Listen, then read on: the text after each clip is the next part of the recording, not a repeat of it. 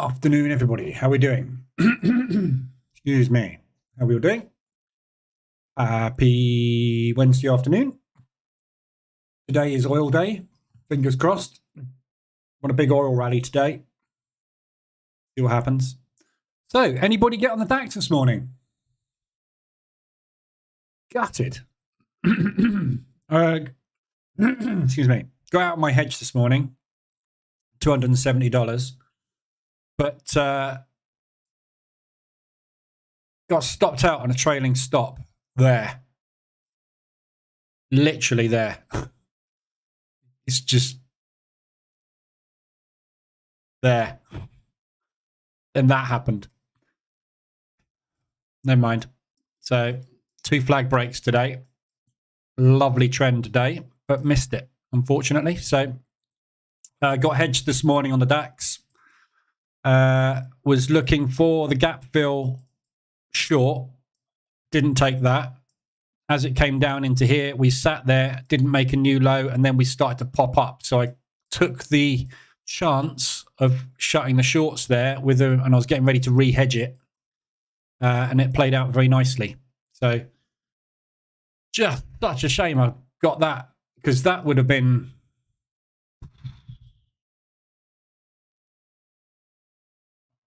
about $2,500-ish on half a position, but never mind.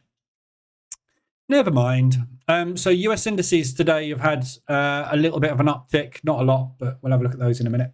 Afternoon, Danny, Ian, JC, Crom, Neo, Themba, John, Dion, Julio, Gregors, Virginia, Monkey, Brian, Trader One.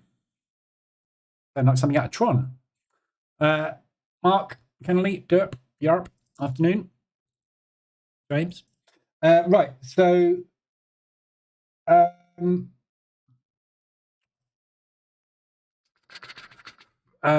no news today.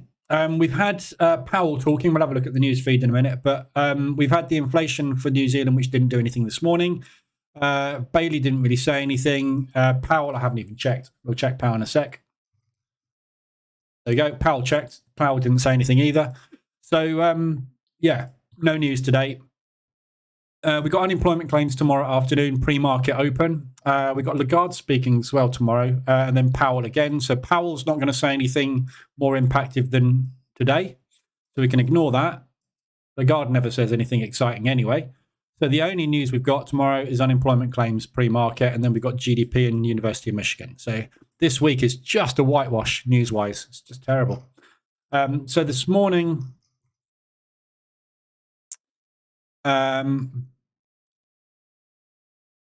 Fed's Powell does not comment on monetary policy or economic outlook in prepared introductory remarks at the US Central Bank. So basically, he didn't say anything. Roblox has popped 12%. My kids will be happy. They spend their entire life on Roblox. Yeah, so no other news this morning. Load of rubbish. Afternoon, Alistair. Mac, how we doing? Right. So this morning, obviously, DAX has had a very big rally. We're straight up into ADR. So ADR high hit. US indices so far this morning, no movement. S&P, we've taken out the highs of yesterday on the S&P. So we're potentially at a resistance point on the S&P. The Dow, we're also at yesterday's high. So for those two, we've got potential, obviously, resistance where we might sell out of at the open. The NASDAQ hasn't got there yet, so there's a little bit of room to the upside on the NAS. So we will see where we go at the open. We've got 3 minutes to go. FX-wise, there's no ADR hits today. Oil has hit its weekly range today. So, I've just triggered on my long. Okay, so that's what I wanted. I wanted to be in that aggressive drawdown control ahead of the oil news. So if oil tanks, fine, I'm out of it with that's actually 1% risk again. If we get that rally on oil starting, which is well overdue, hopefully the oil inventories will kick that in. 3:30 this afternoon, so we've got an hour to go to oil inventories. So that's hit its weekly range. So if you look at Monday, there, that is the entire weekly range of oil done by Wednesday. So potentially we might start a pullback. US dollar CAD has also hit its weekly range. It's from Monday. So there you go. That's 1685 or 170 pips. 81 is its daily. 165 is its average weekly. So there's your weekly there. So potentially we could start a pullback from there. We'll see whether they got any more legs. But there's no news catalyst for US dollar CAD. The only catalyst we've got for these two is oil, which obviously will be released this afternoon at 3:30. Nothing on the monthlies. RSIs, there's a couple to look at. Both yen based. We've got time now, actually. Swiss yen. So that's extended to the upside on the 4 hour and the hourly, just above that 70 level. That's Swiss francs moving, isn't it? Is that the yen or is it the Swissy?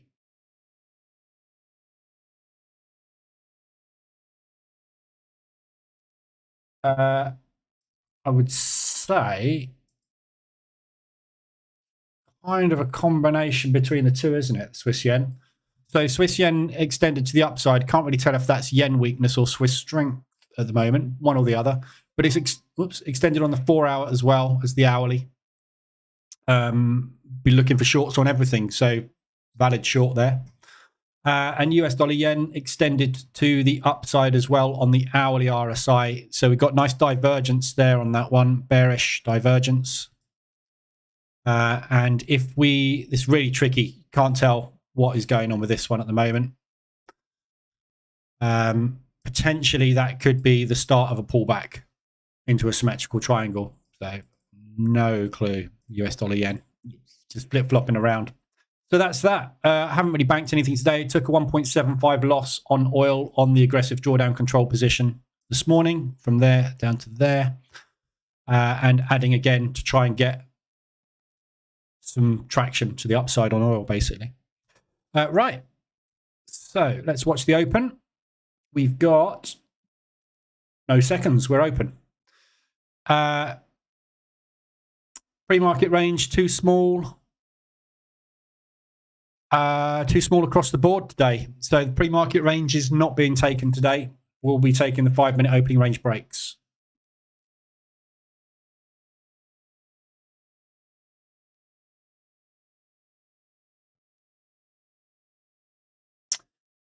Right.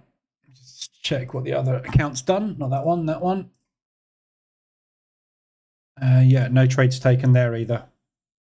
Did much better on the other account this morning, 2.4%. Only did 0.27% there. That is taking double the exposure, double the leverage as well. But even so, got much better result on that one. Doing the same trade, basically the same trade on the DAX. Why is that not plotting? Because I haven't got the indicator on there.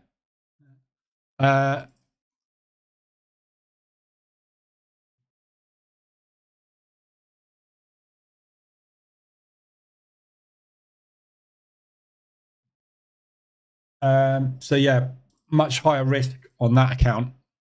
So same trade taken pretty much. Got a little bit more profit out of it. Got out at the gap fill basically there. So the only difference is that instead of that, but 2.4. So 41% up on that account this month so far, or so far overall, 30% this month. Gonna double it. We will see. Right. Big range going in on the Dow. NASDAQ and the S&P starting to reject those highs. So this is yesterday's high we're trading at the moment on these two. This one's got a little bit more room, but yesterday's high currently on these. Dow's gone through the highs.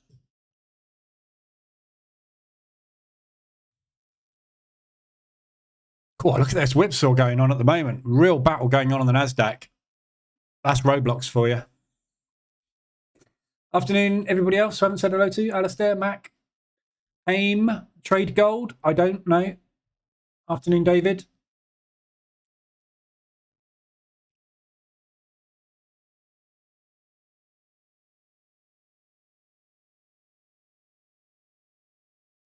S&P. So, in other news this morning, I bought a bread maker. So, it will be smell. If we had smell-o-vision on YouTube next week, you'll be able to smell the fresh bread baking in my house. Yeah, I was talking to some friends this morning, and they were talking about baking bread, and it made me buy a bread maker. The power of Discord. Somebody talking about bread making on Discord has made me spend £200. There you go. Right, 1 minute 40 left on this candle. So market's pushing, looking like it's trying to push long. Should we put the put our tick strike on?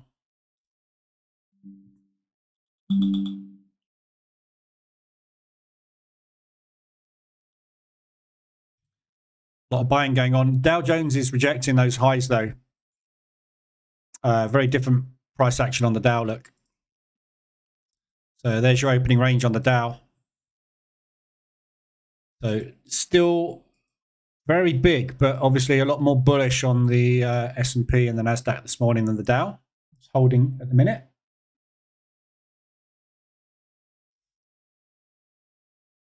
I've got a feeling these ranges are going to be a bit too big to trade today. Let's have a look. Dow is 5. No, that's within range. NASDAQ is 306. That's within range. Nope. So I'm going to be taking the 5-minute opening range breaks on all three of these today.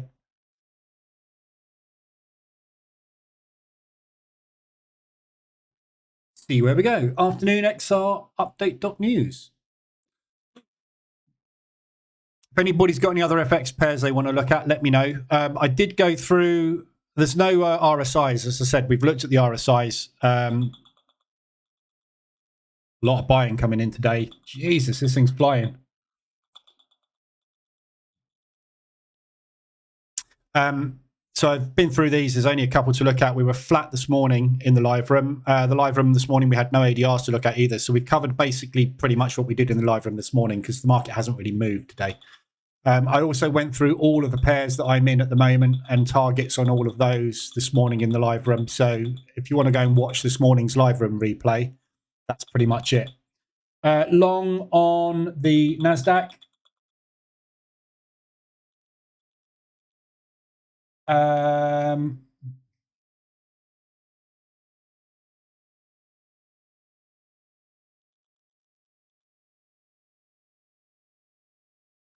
Why is that not triggered? Again, look, this is the trouble. It's not triggered again. I suspect, look, that closed at the high. I suspect that's a requote.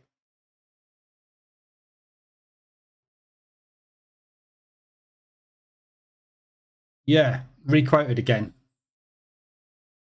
It's really annoying, these requotes. I'm going to trade it manually.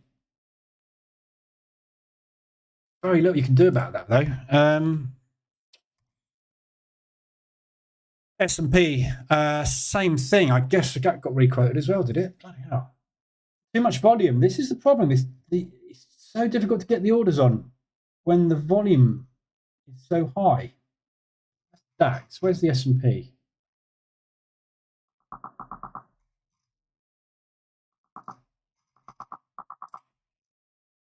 NASDAQ, Dow, pre-market skipped. Dow orders have gone in. That's fine. S&P, pre-market skipped. Something's gone wrong there because that hasn't even tried to take a trade on the S&P for some reason.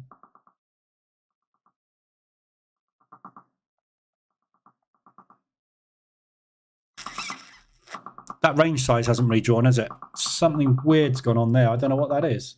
Oh, no, that's right, 50. Oh, it's below the minimum range, look.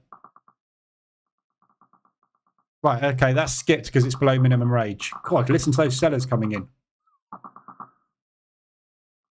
Right, so I haven't triggered on the NASDAQ. I have triggered on the NASDAQ over here. So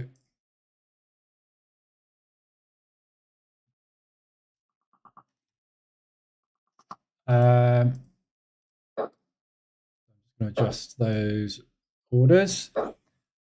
So Dow Jones, not triggered yet. NASDAQ, I am triggered over there. Got requoted here. Same broker. So I'm going to trade that one manually. And that range is too small to trade. So skipping the S&P today. Well, that was a hectic open, wasn't it? Nice work this last week. Yeah. Going pretty well this week and last week. Always going to change at some point, though. You can't have a winning streak forever, unfortunately. Okay, so we're at the highs just about. So NASDAQ has run straight into yesterday's high and hit a brick wall. We are at yesterday's high. So that was a hell of a lot of buying came in there. And obviously followed immediately by a very large volume of sell orders. So I suspect that's the initial cash balance moves in. We need to see if we get a break now and which direction we go in, because no real clues there as to which direction today. So going to wait and we'll see what happens on that 5-minute opening range. Hectic morning.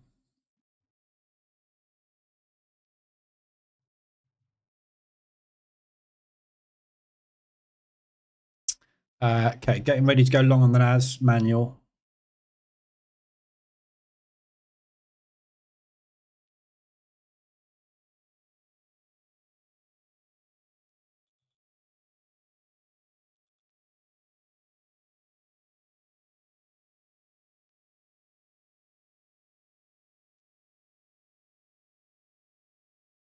Thinking about it. Just waiting for that candle to go green on the NAS.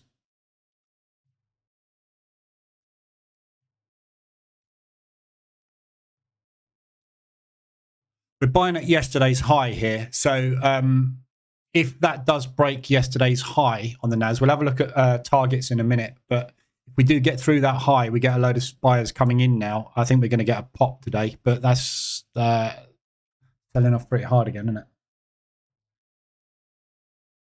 Absolutely no movement on the other indices, look. So we're an inside bar on the Dow and the S&P, not an inside bar, but as close as you can get to it. So run out of buyers at yesterday's high, which doesn't really surprise me. We'll have a look at the charts in a minute, but yesterday's high was, again, another...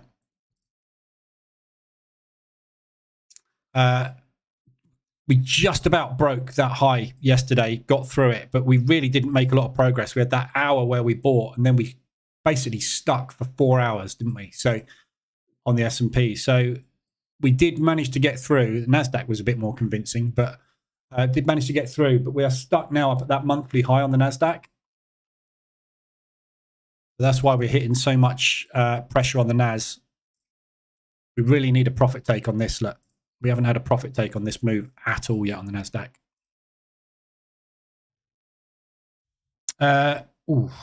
Tempted to take the S&P short as well.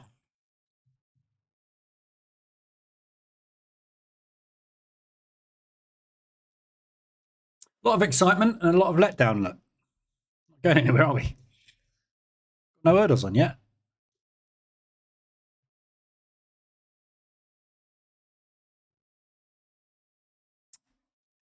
Well done, those who got on the DAX this morning as well. There's a couple of people in the Telegram group got on that DAX move and stayed on it. I was so close, literally. I mean, that is 4 pips. 4 pips. The difference between me getting that and getting that. Unbelievable. So gutted this morning, but never mind. If we knew, we would do.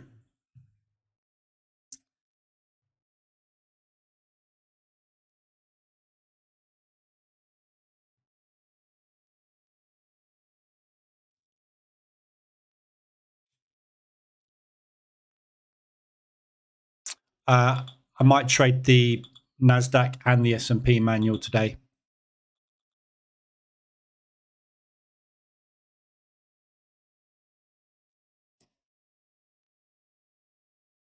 Now that 5-minute candle's out of the way, after the initial opening range, I'll take a break of that range.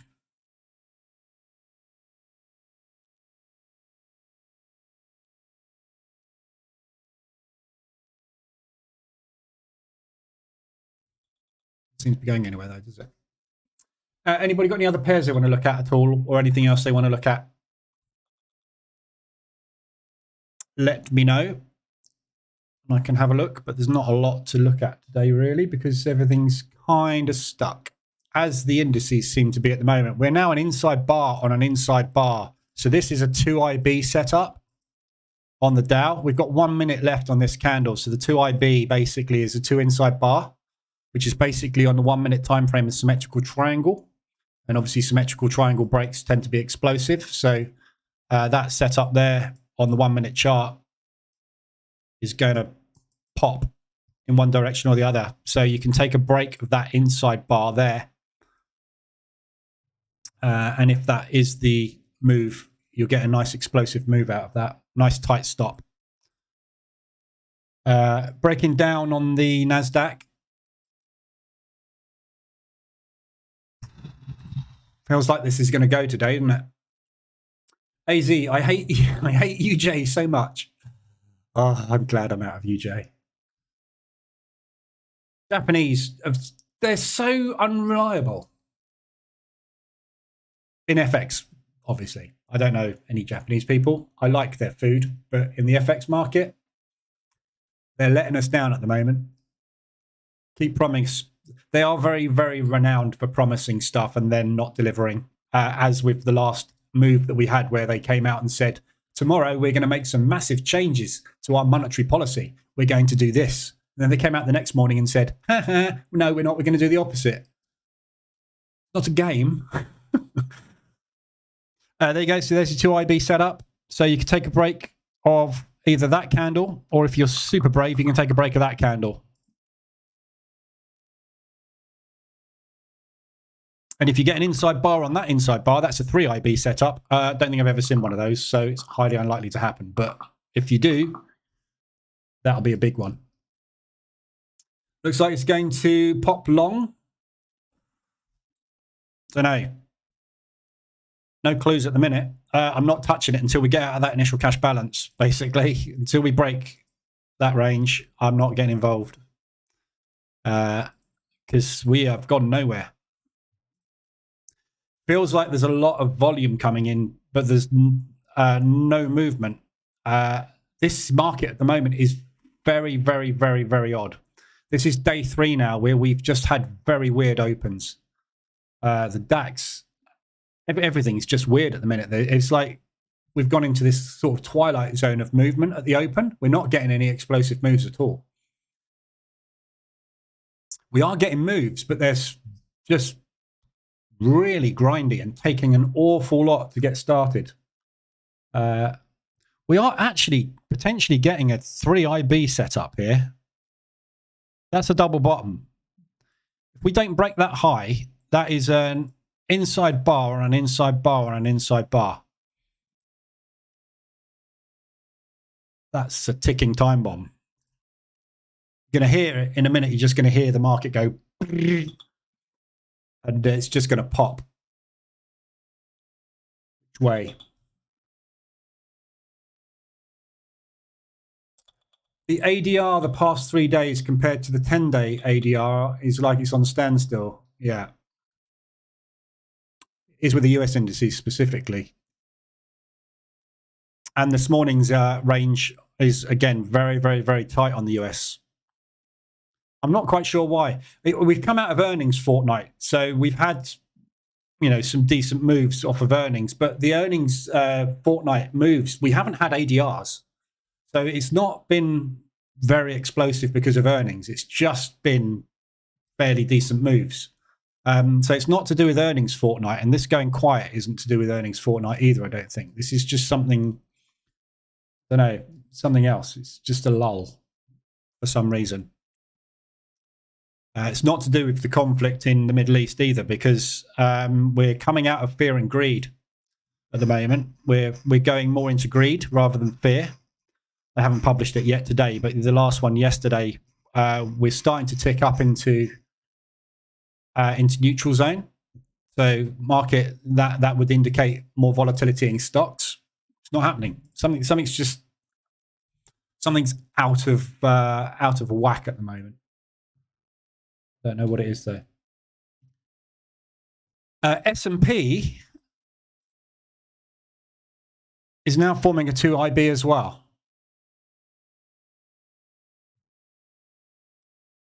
Hold on to your hats. Deadly silent as well. This is the beautiful thing about tick strike. You can hear no one's doing anything. Considering Roblox is popped by 17%, you'd expect to get a little bit of movement.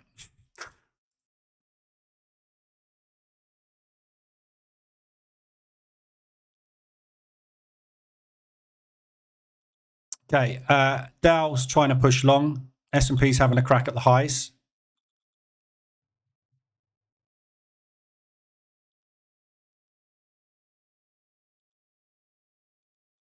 Okay, long S&P. Did you place another order then, or are you going to muck me about? Long on the Dow.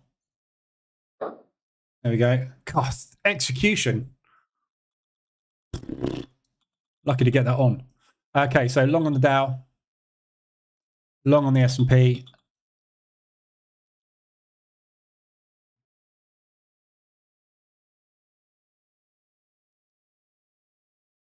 Just putting hedge in place. Ooh.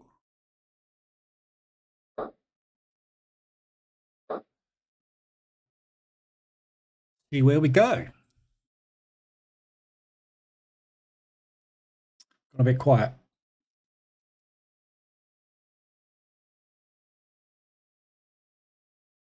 Okay, so clean break on the Dow. So let's have a quick look at potential targets on these today. I don't like this silence. It's gone totally quiet again. Look. I really don't like where we are on the NASDAQ either. This is just a horrible place to go long. Horrible place to go long. We're right at the monthly high. And the monthly high is the bottom of a propulsion gap. Yeah, so this move here, where we just started this breakdown, that's the propulsion move that they retested and batted away from. We broke high into that yesterday and rejected it, and we're sitting at this again. This is going to be an end pattern reversal and a profit take on that.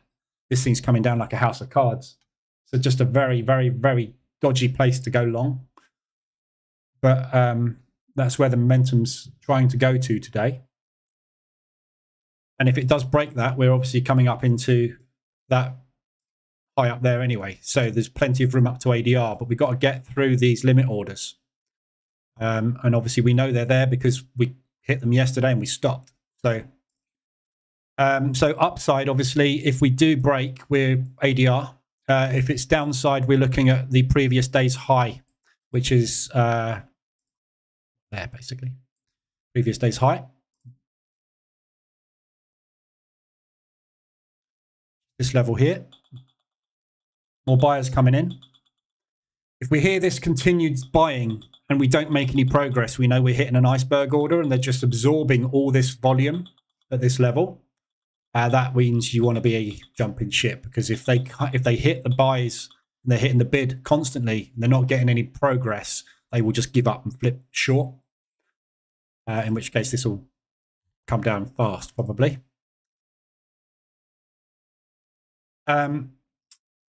S&P upside, same thing. We're running into limit orders. So same thing, that propulsion move. We've got a little area here potentially, which is just below ADR, which could act as a resistance on the way up. But basically ADR to the upside again today. Downside, yesterday's high, but it's not very far, is it? Yesterday's high, previous day's high rather, which is here.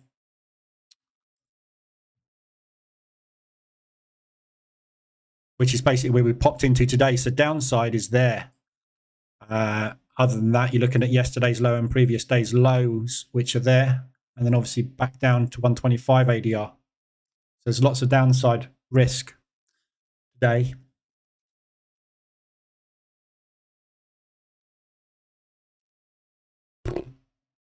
Don't like the sound of this. It's gone quiet. So yeah, Dow Jones, we're out the highs. We've broken through that monthly level. And again, same thing. We've got this level here to worry about.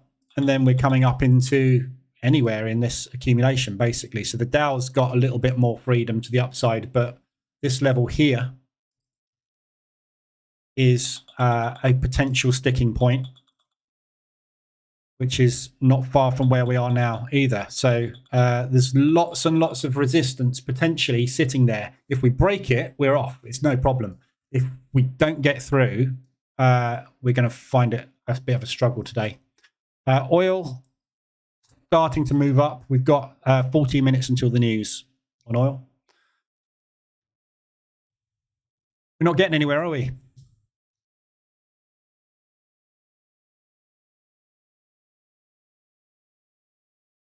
Don't like the look of this Dow at all. Don't like the sound of that either.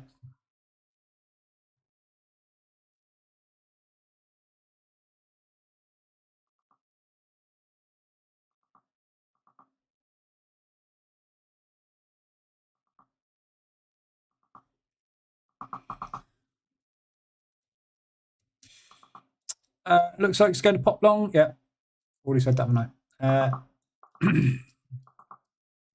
I have the same broker, Prime, and the same EA settings, and NAS triggered just fine after 5 minutes opening range. Yeah, my NAS is triggered fine over here. It's just here I got a requote. Didn't get a requote there. So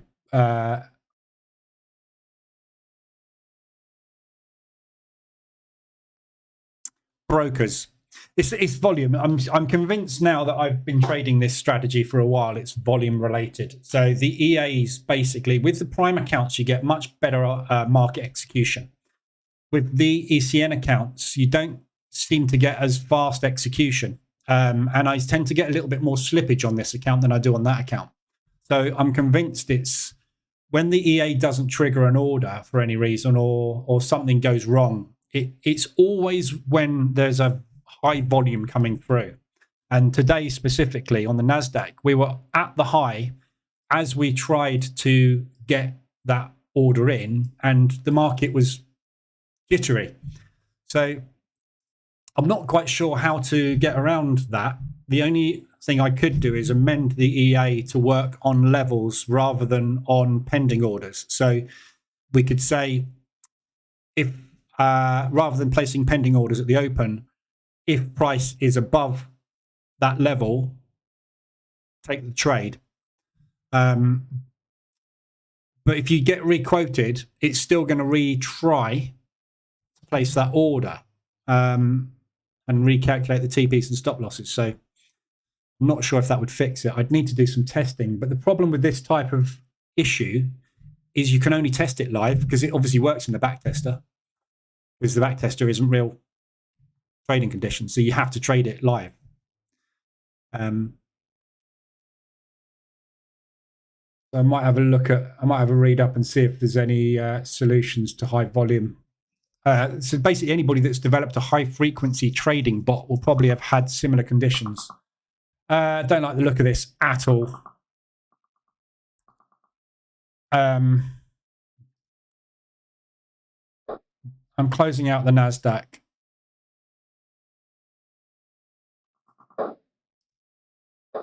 Over there. I'm not in it here. I'm just taking a small loss on the NAS. I'm going to hold the Dow open. And obviously I've got the S&P open. So the danger is both of these hedging today. We're not making any progress. This is yesterday's high. This is this monthly level. This is just an area where you've got 1,000 limit orders. And if they don't get through, we're coming down. And obviously with the size of the move that we've just had, it's absolutely ripe for a profit take. on all of these indices. They're all ready to drop. However, if we do get through there, we're going to run like hell. So you can hear the battle going on at the moment. This is why the market's just doing that all the time, because basically everybody's pumping the longs and everybody's absorbing them. So we're just not going anywhere. One of those parties is going to win in a second, and it's just going to go crazy.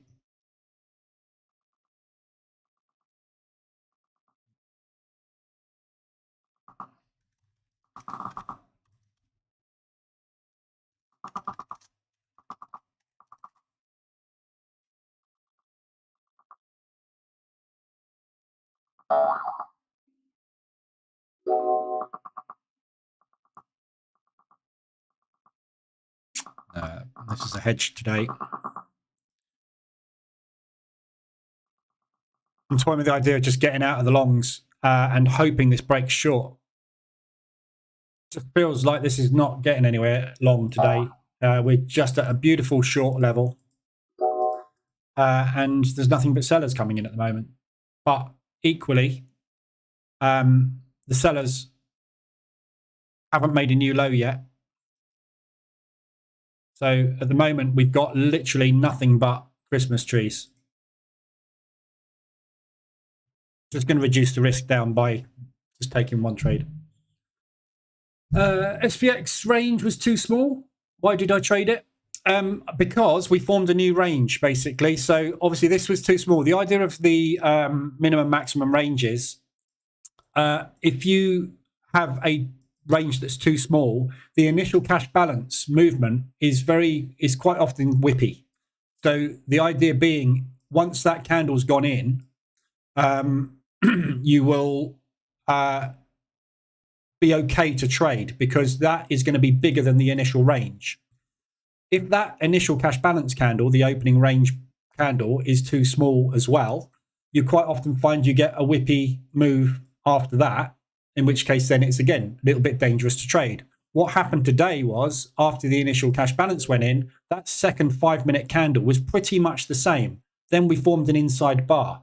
So what I can see is 15 minutes of fairly decent size, but no break. That's a build up ready to pop.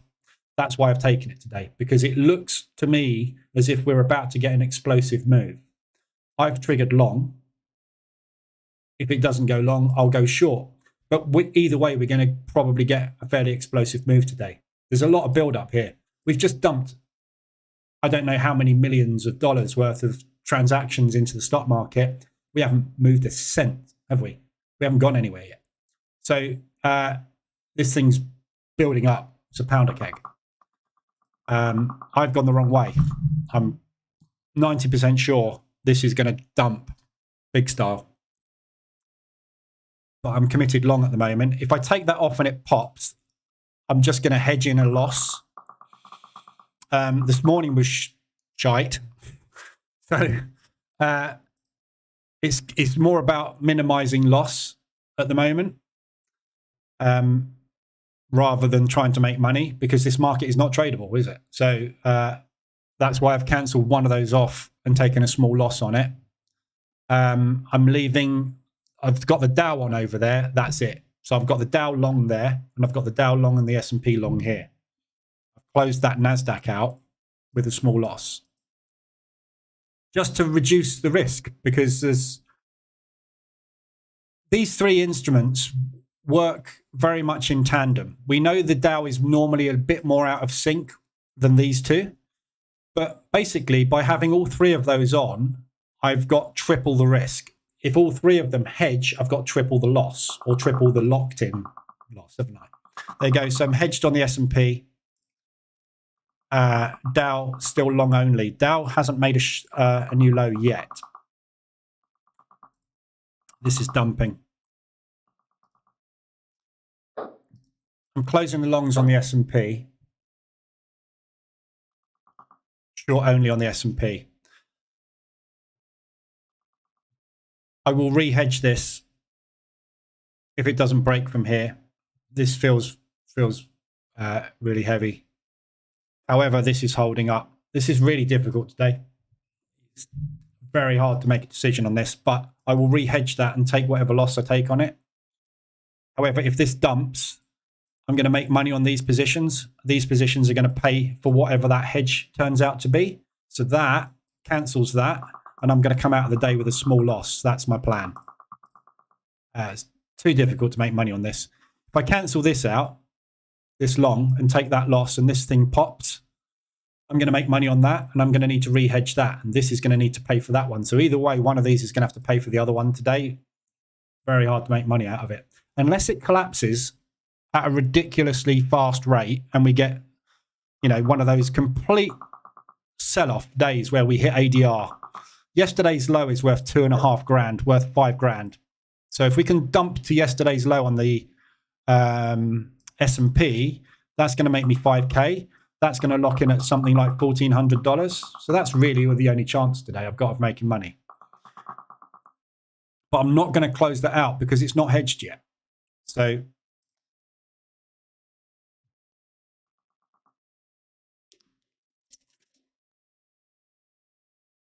and I did really well on the DAX over there, so I'm just going to sit on that one. Nothing but selling coming in at the moment. Pure sellers. I knew it was going to go one way or the other.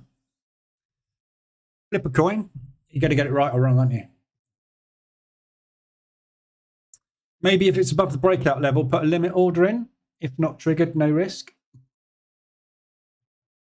Could do. We're not going to, we haven't gone anywhere yet, obviously. All that selling, obviously, has given us that break short. But, you know, you can see the Dow hasn't actually got out the initial opening range yet. So until the Dow has flushed, I'm not confident that those two indices are going to drop. I want to see them all go at the same time. So the question is, do I shut the Dow over there?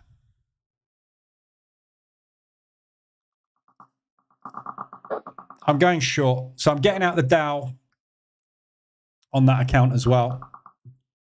And I'm going to go short only on the Dow. So I've cancelled that. I've closed those orders on the other account. This one I'm going to let hedge because I've done the opposite on this one. So if that doesn't, now I've triggered short on their own. So I might have to re-hedge that. It's dangerous. Dangerous move, but if it works, it'll pay off handsomely. If it doesn't work, I'm just going to take a big loss today. Never mind. Quick look at oil. Just pull back again from that potential accumulation this morning. So this is the propulsion gap where we started to dump this morning. Just triggered my longs. Exactly the same as yesterday, look. Yeah, triggered my longs, dumped. So half an hour, I've got to survive for the next 25 minutes, basically, until the oil news, and wait for the oil inventories. Hopefully the oil inventories will come out down, and that will give us a chance to pump, but we'll see.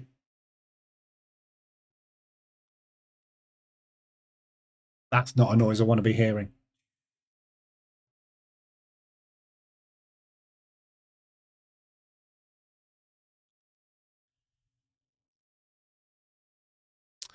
What's that? 0.1. Just getting ready to re-hedge the Dow over there. So I haven't triggered the short yet here.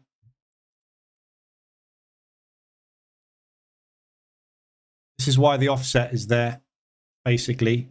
If we're going to double bottom, don't want to trigger don't want to trigger on a like tiny little test of a level.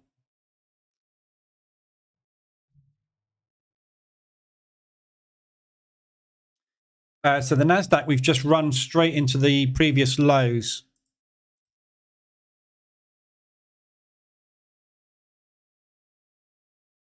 One of the previous lows, basically. few levels on this we've got to get through before we break the pre-market low. Once we break the pre-market low, I think we'll go. But need a bit more momentum, don't we?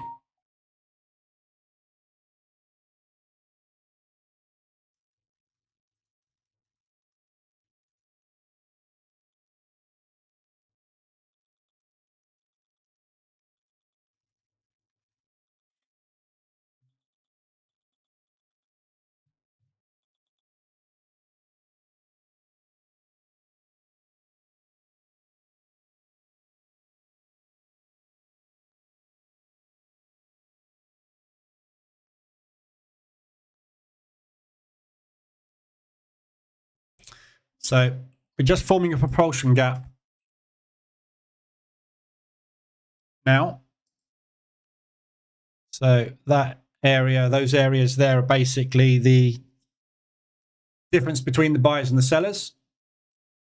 So this area here is kind of sell territory. Mind you, we're still pushing up, so we might not even get propulsion gap. But don't really want the buyers to push back past these levels, these low wicks here. Yeah. Just to show that the sellers have got control of the market. We can hold this level as long as you like, as long as we don't break back above those areas. We know we've got more sellers than buyers on board, which is what we want. That's what I want today anyway.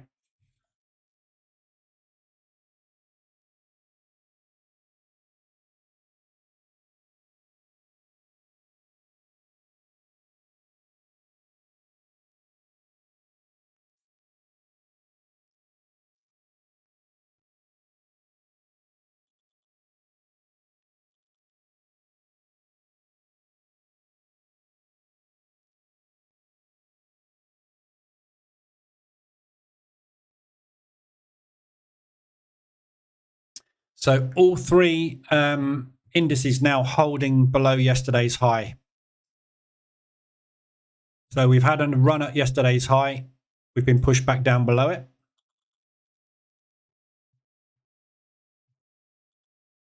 So if they take a second run at that, probably getting through, which means I need to re-hedge that. Exactly. Come on, pick a direction. Make your bloody minds up. Are you long or are you short?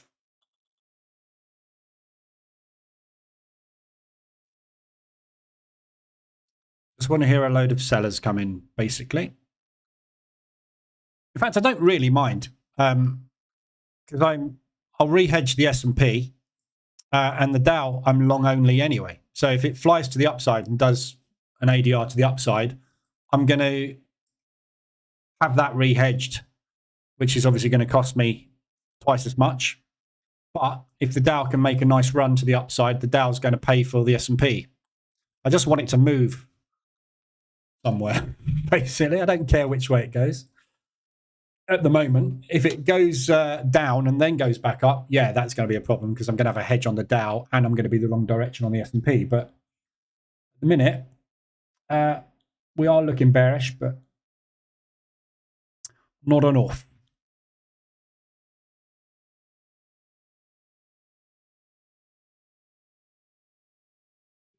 If you want to add, that's where I'd add a second short.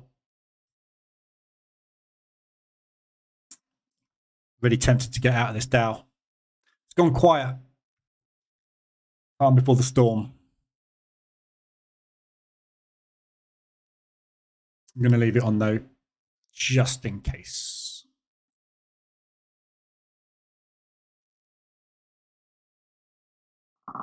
Here they come. A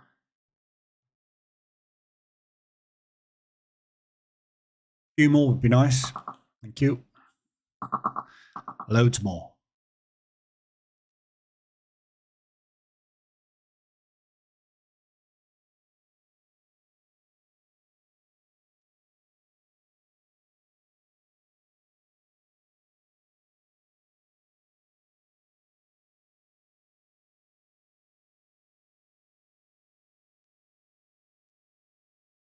Maybe not loads more.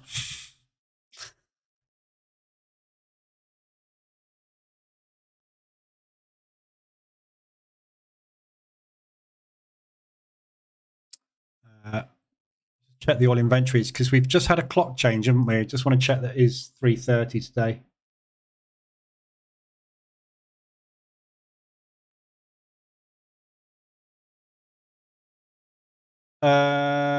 Where's oil?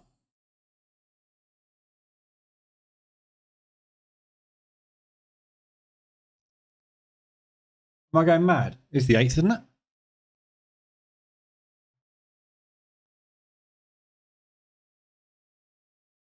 Where's oil gone?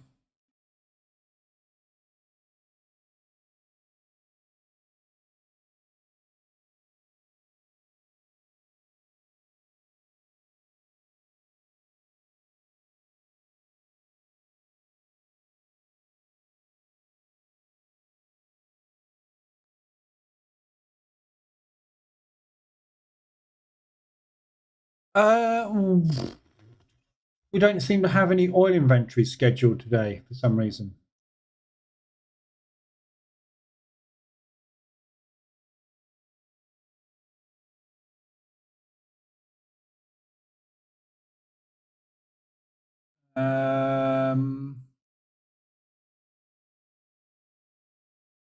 I'm not going mad, am I? There is no oil inventories this week. Why is there no oil inventories this week? We've never not had oil inventories.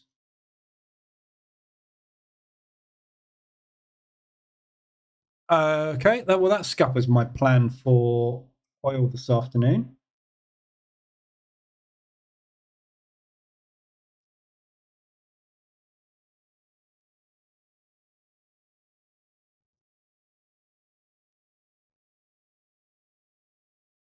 Should be 3:30 this afternoon. Okay, right. I don't know whether this has just for some reason been left off the calendar, or does anybody know why oil isn't scheduled today?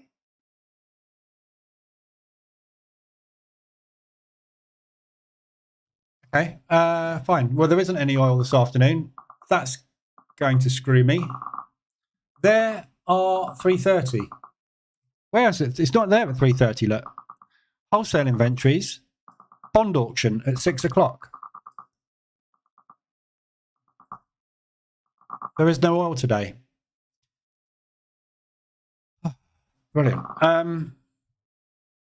Okay, well, that's the whole reason I took that trade was to get the kick off the oil inventories, which isn't coming in. So I'm going to leave it on. I think it's 0.9% risk.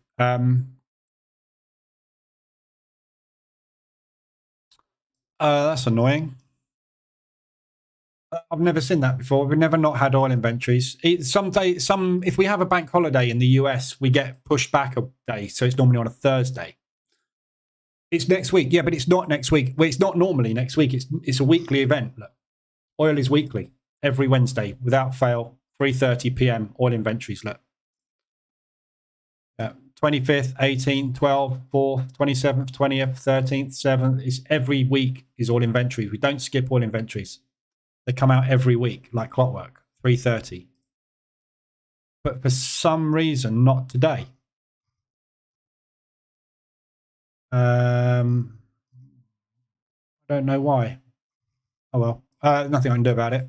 I can't really phone OPEC and say, "Oi, what's your oil inventories?" Hello, I'm sorry. Who did you want to speak to? OPEC. No, sorry, they're not in at the moment. Yeah, so there's no oil today. That's a pain in the ass. Nothing I can do. I was hoping we are going to get a nice ADR run today, but that's not going to happen. So I'm still going to hold this in the hope that we are at least going to start a pullback on this leg. But the kind of ethos behind the trade was obviously getting in on the news, which isn't happening. So I don't quite know why, though. Some dipstick forgot to put it on. Good one, Howard. My Swiss Forex app says today. Yeah. But it's not on the... If it wasn't on there, I'd be like, yeah, fine. But it's not on Financial Juice either. So it obviously isn't coming out. but I've not seen that before, so don't know. Fear and Greed is back at 43. No change from yesterday. Oh, come on, make your mind up. This is turning a good day into a terrible day. Market is just impossible at the moment. Aircraft inventories, that's not today, is it? Aircraft inventories. Non-military aircraft inventories. Or whatever it was.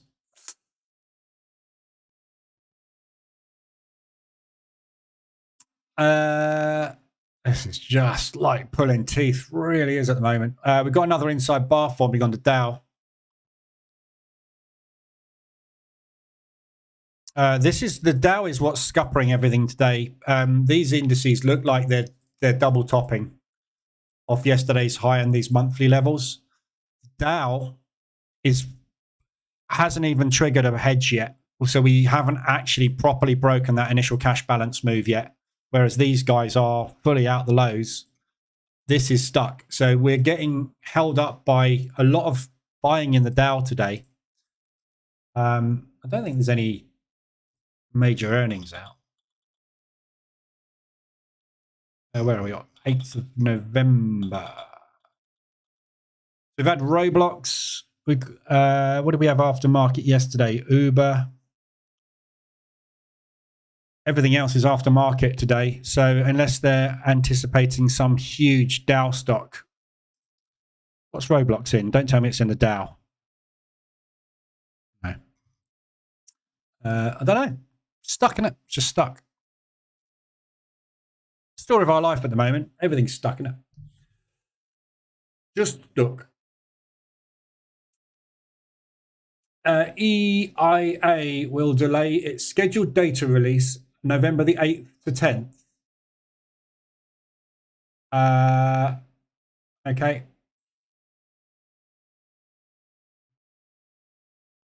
To complete a planned system upgrade, we will continue collecting energy data from survey respondents. And we'll resume our regular publishing schedule on November the 13th. Oh, okay, fine. So they're basically just missing this week. We're skipping to the 13th.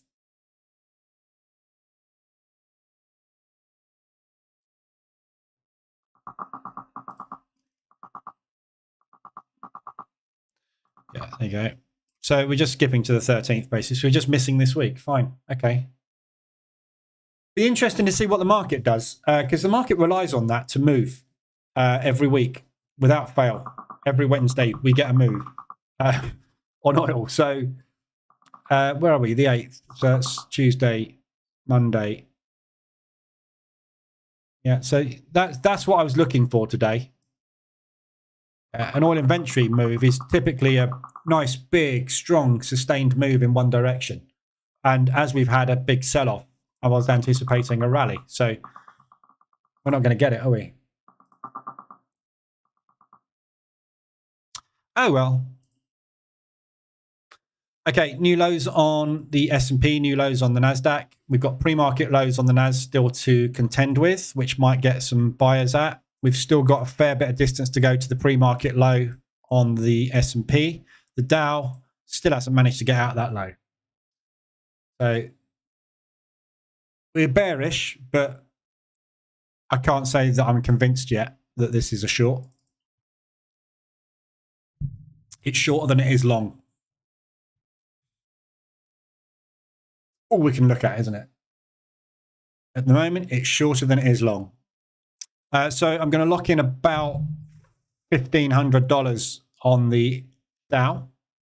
So I just need this S&P break to get to about 2.5K. And that gives me a break even on the day. Assuming we continue to sell off, obviously. Thank you very much. As if by magic. I must have Mr. Wick on my side. Need a John Wick. Brian, where are you?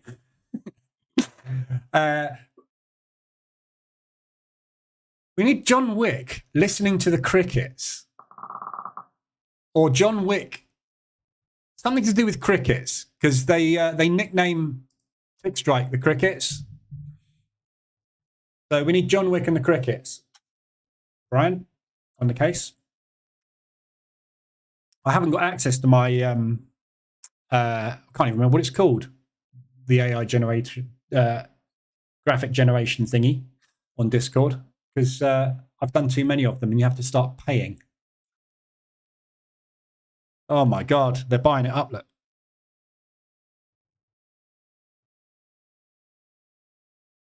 A lot of resistance to going short today. They really want to push this market, don't they? Let's look at what the US dollar's up to.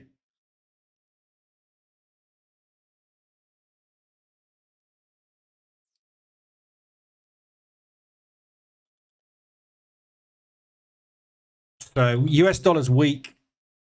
This is what's holding up. I suspect the market at the moment. We got a weak US dollar. Euro US dollars. Mind you, saying that, if you look at the last half an hour, 40 minutes, we haven't got anywhere, have we? So we're just really stuck. Market's just stuck today. Aussie dollar, Swiss dropping nicely. Swiss francs rallying by the looks of things. Yeah, CAD Swiss is coming down. Euro Swiss has just ticked over. Pound Swiss has just ticked over, or maybe this is the Australian dollar. Aussie is weak, and the Swiss franc is having a little bit of a rally. So Aussie Swiss is having a nice drop. Look. So target on my Aussie Swiss short is this high. Coming into a propulsion gap, but that's 125 ADR. So I'm just looking for a 50% retracement on that leg. Come on, sellers, where are you? You can hear Brian's fingers typing. John Wick, crickets. No, that's not what I meant. Redraw.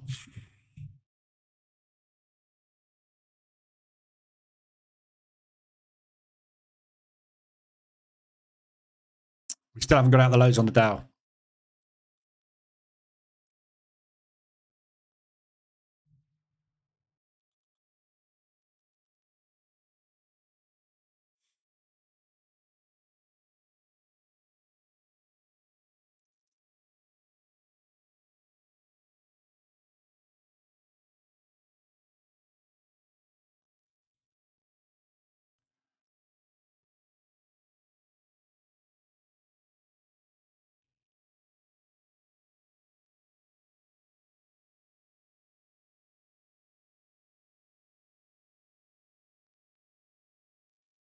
I was on the verge of shutting the Dow then, shutting the longs and just flipping short on the Dow.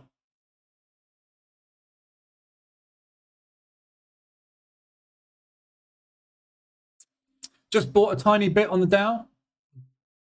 So it's good to go down now. Excellent. Good man. Thanks for that.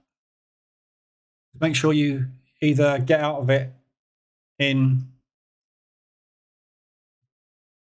20 points time.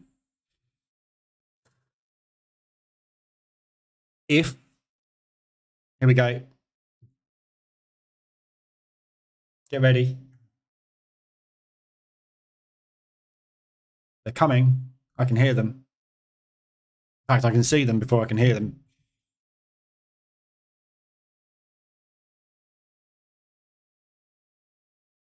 Not happening.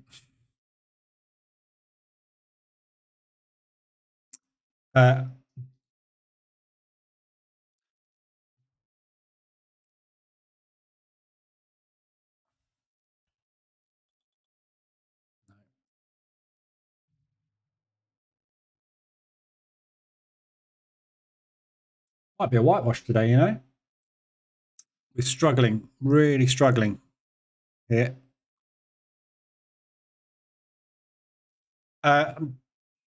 The difference between me jumping ship here and jumping ship here is about $600, which is about that much on the S&P, which is why I'm contemplating exiting these shorts here, these longs rather, on the Dow, because if I can get that short triggered and get that much movement on both of those, that becomes a break-even day. At the moment, I can't see any way this market is getting anywhere. It just feels, it's the most bizarre session. It just feels like it's ready to explode, and we've had literally 10 minutes of movement out of it. That's it. It's stuck again. There's no volume you can hear. There's no volume coming through the market at all. For those that don't know, tick strike is a an audible representation of the CME volume profile, basically. So you're hearing all the volume going through the Chicago Mercantile Exchange. Here comes the sellers. I'm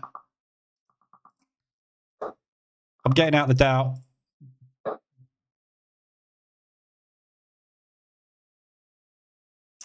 Which basically helps you to preempt basically where price is potentially going to go very short term. But if you hear sustained selling and no buying at all, you know you just don't want to be going long. So it's just another tool. It's mainly used in the futures market, but it's another tool to add just to give you an idea.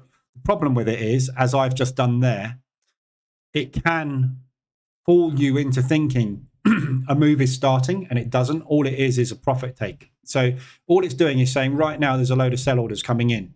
When they stop, if price doesn't push back now, you know that those sellers are remaining in control. If the next batch of crickets that come through are also sellers, you'll usually break.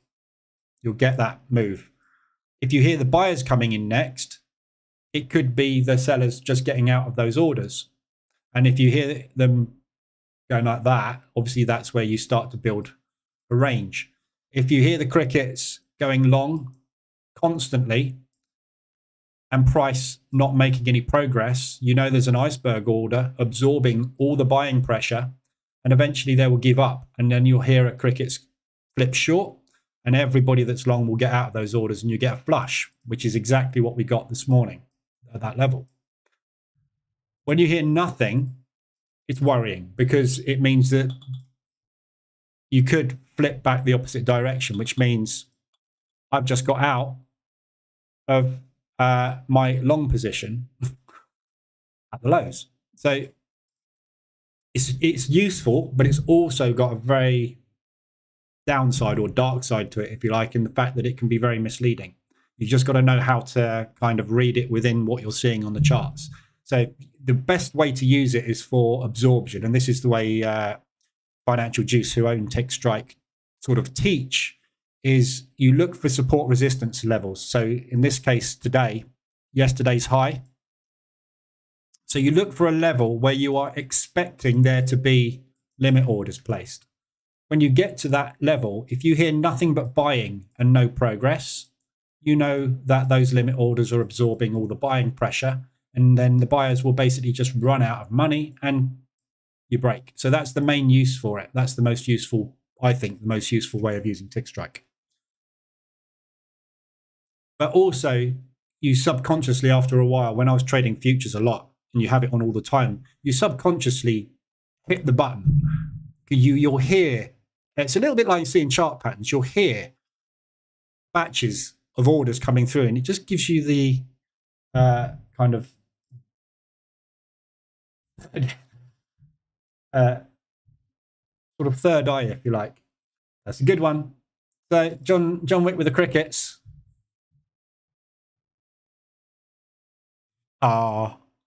What's happened there?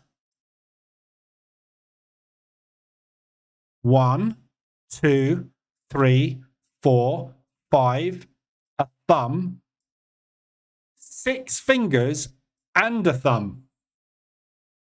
6 fingers and a thumb. Yeah?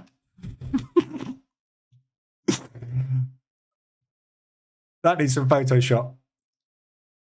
John getting market advice. That's good. I like that. But I'm sorry, John. Look at his other hand as well. It's merged. His other hand, look. We're just going short. Dow.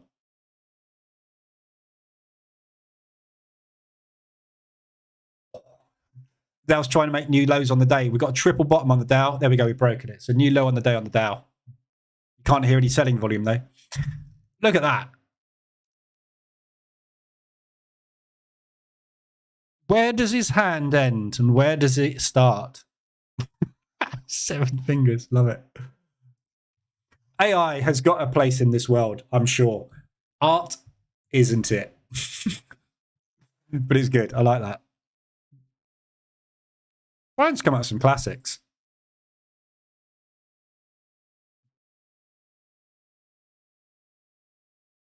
He's got a bit of a funny thing going on with his head as well, hasn't he? He's got lots of moles and stuff. Poor old John. Done the basics and lose the Lambo. Anyway, Dow Jones out the lows. Short on the Dow. Still not convinced. We're not getting any real sustained selling or buying in any direction at the moment. Feels heavy, but it's not going. So we'll see where we get to. But we're now 5, 10, 15, 20, 25, 30 minutes sideways. So we've had a 10-minute flush, 30 minutes sideways. We're still nowhere near the pre-market lows. Just not going anywhere, is it? It's one of them. JC, going to put the kettle on. That was ages ago. You've probably put the kettle on by now and come back. There we go. There's some sellers. And again, when you hear that volume coming through, if that now doesn't go down, you know that somebody, a market participant, has bought all that sell order, that massive sell order you heard coming through. If the price doesn't go down now, someone's bought that. They're standing there going, thank you very much. Got any more?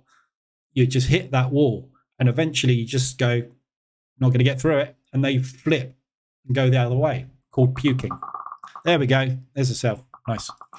So we're at the lows on the Dow. Next stop on the Dow is pre-market low. So we've got plenty of room now. Before we hit basically today's low.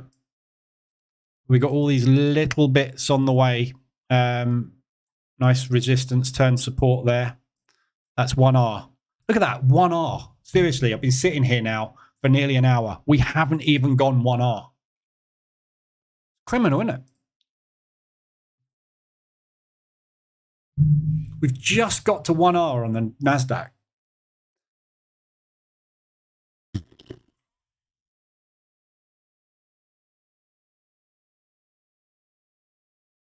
Look at these wicks on the NASDAQ, look.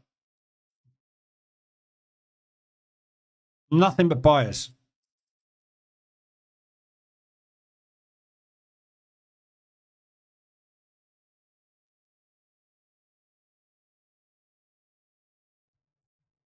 Criminal.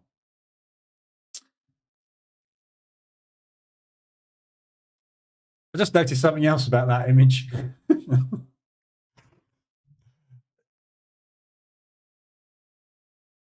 I'm not by any shape or form an expert in the anatomy of insects and stuff, but shouldn't he have more than one leg on this side?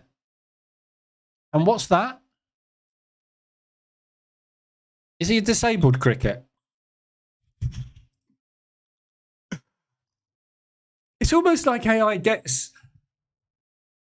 like blurry vision or something. When you say cricket, he goes, okay, I think that's got 5 legs. I don't know how it does it. It's very clever, but this poor one's got a few issues, isn't he? Got a little leg there, look. I don't know what that is. It's good.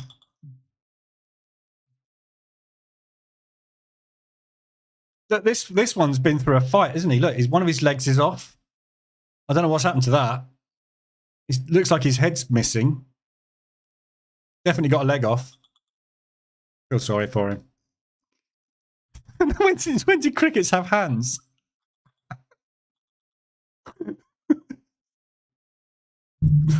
Sorry. That's not good, is it? That's not good. There's been better ones. There's definitely been better. Right. The pre-market lows holding up on the NASDAQ.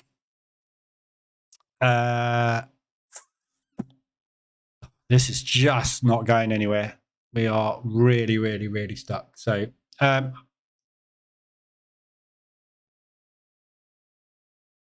what do I need today? What do I need? 2.36%.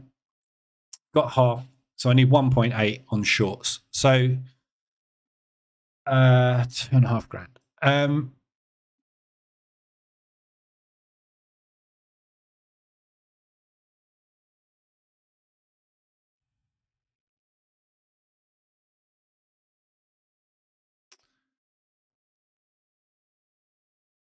Pre-market low is $900 for me. That's $1,800 for both positions, which puts me 500 in the hole. I'm going to take one off on the S&P at the pre-market low, which just reduces the loss so far today. Dow.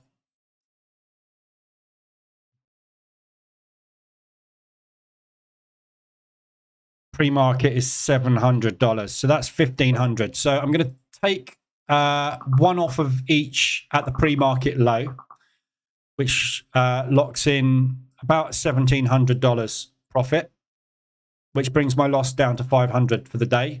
And then I will have two open positions running on the Dow and the Nas. So if we can get the pre-market hit today, the day's back into profit.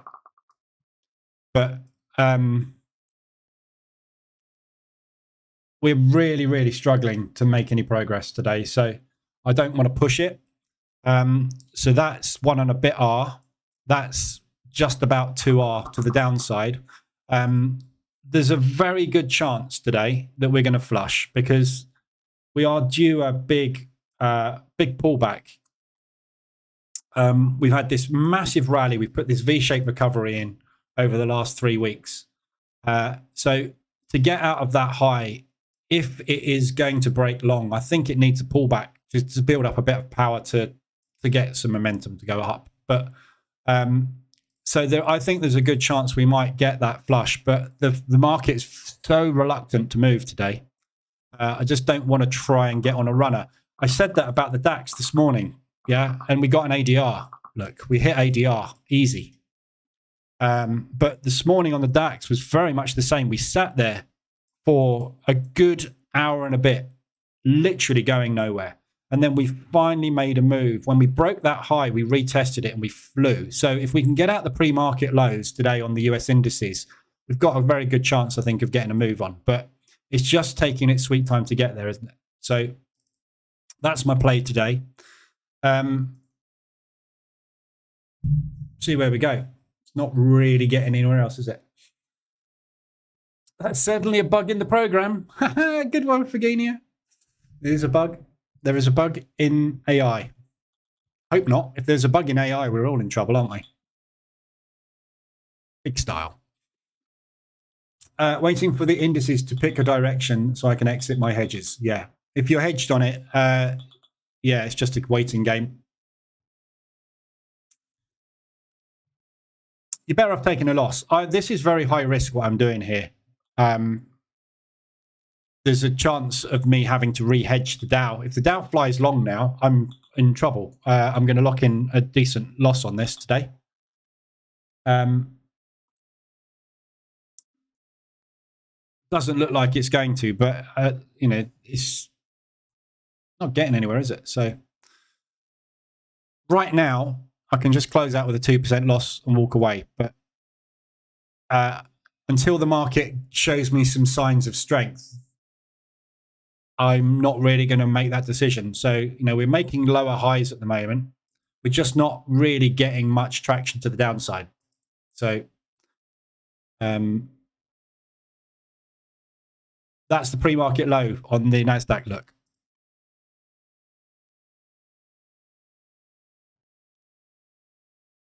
That low we pulled back into yesterday.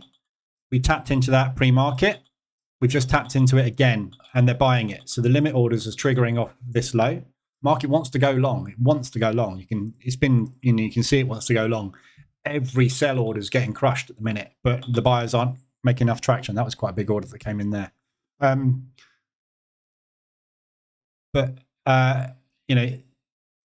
you look at it realistically, it's 20 minutes sideways. So yes, they may be buying the lows, but if they are, they're not getting anywhere. So we've definitely got the selling pressure there, but just waiting for someone to give up. Pick a direction, basically.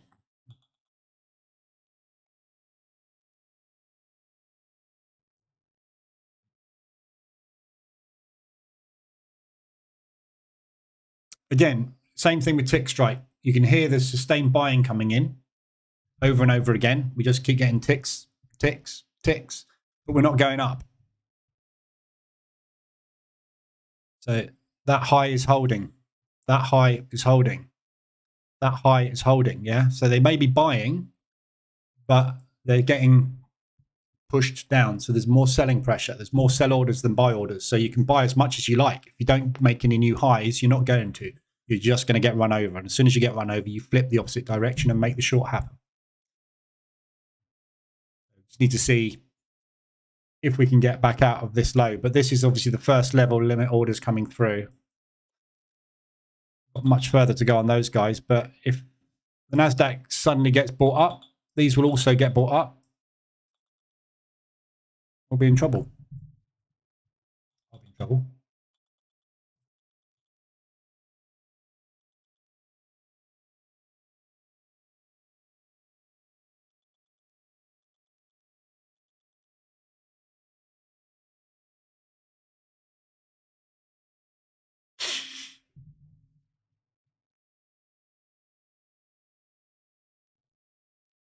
Okay, so we've got a bullish engulfing on all three indices now.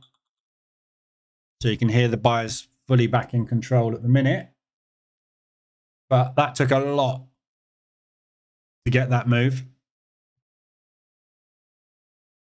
Hopefully we'll get kicked out now and off we go. Wait and see. Oil inventories at 3:30 haven't happened. I wonder if there's a phantom move starting on oil. Nope, it's going down. Brilliant. This isn't turning into my day today. Here we go. Here they come. Come on, this sellers.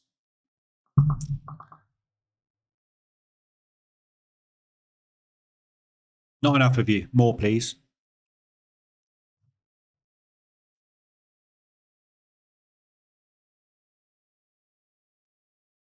So we're holding the low at the moment on oil. If we can put a small day in today, I'd be happy with that. We can sort of finish off here somewhere. So we've just got kind of a slightly bullish candle. We might get a move started. Almost made a new low on the NASDAQ then, but didn't quite get there. Not the NASDAQ, sorry, the Dow.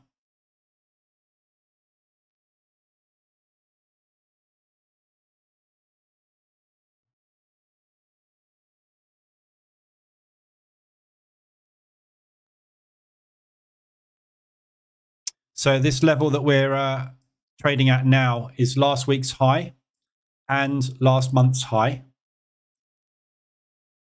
which we've failed to get through for the last 2 days. Yesterday, we managed to break that level. So if we break back down below that level today, there's a chance that this is just a rejection over multiple days of that previous high, which will be the start of the profit take move. We've got this wacky great propulsion gap target to the downside as well.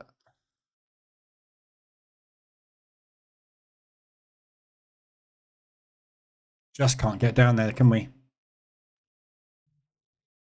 Oh, it's pulling teeth.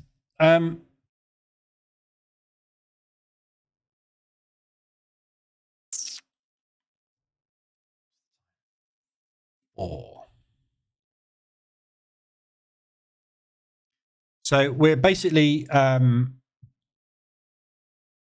up to 1.5 hour. We've got 2 more 5-minute candles left and we're 1.5 hours in.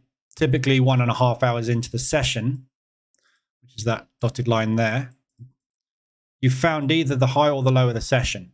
We're sitting down at the lows now. So if this is the high of the session, we should be pretty much safe to hold the shorts. If we found the low of the session, obviously the high will get invalidated. So this is pretty accurate. This is an old Larry Williams strategy. One or the other. I can't remember. I can never remember whose it was. I think it was Larry Williams. And it's pretty good. It's kind of 80-90% right. Most, it's an hour and a half into the session. You found the high or the low the vast majority of the day. It's not often you then put in a move wide enough to take the high and the low out. If you think about it, if that is an hour and a half candle, to be able to get that to not be the high or the low of the session, you have to put in an outside bar.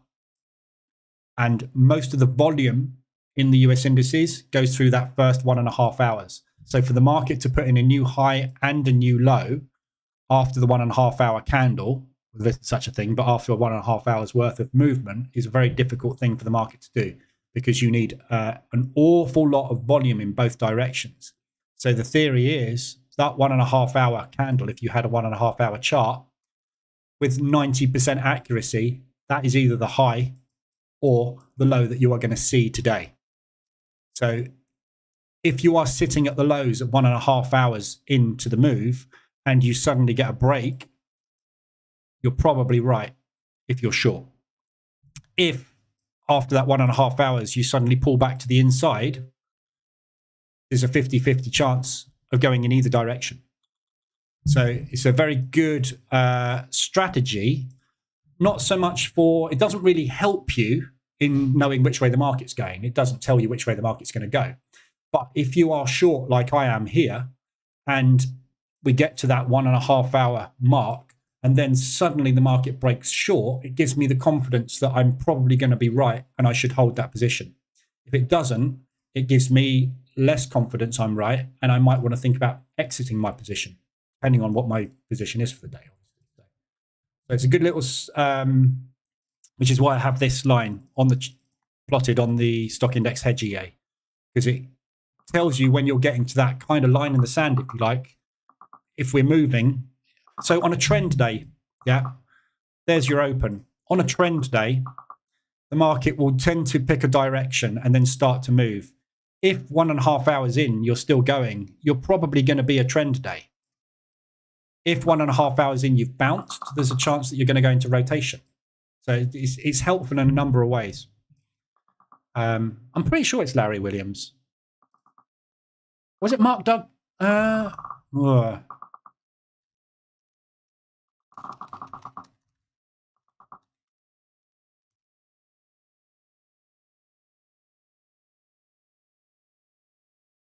Just trying to remember who it was, just to give the person credit, and I can't remember which one it was. Someone might know.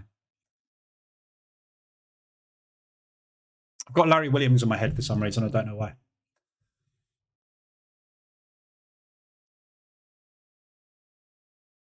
Load of sellers came in then, you heard.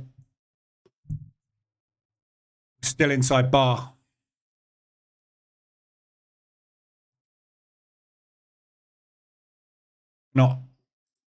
We haven't got out off of all that sell volume again. Really, really struggling. I just get the feeling we're going to pop, and I just don't want it to be that way, but if it is, it is. There's nothing I can do about it.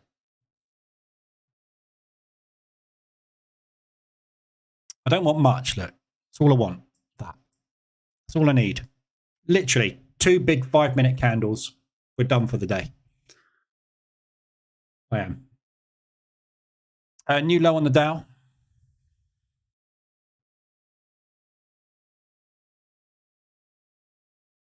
Straight into that weekly level, but that is a new low.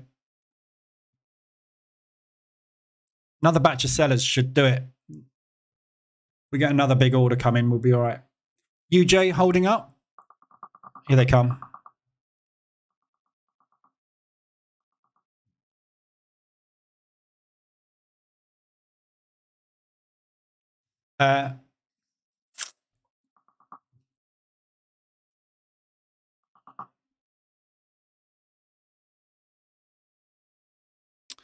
Bearish at the moment.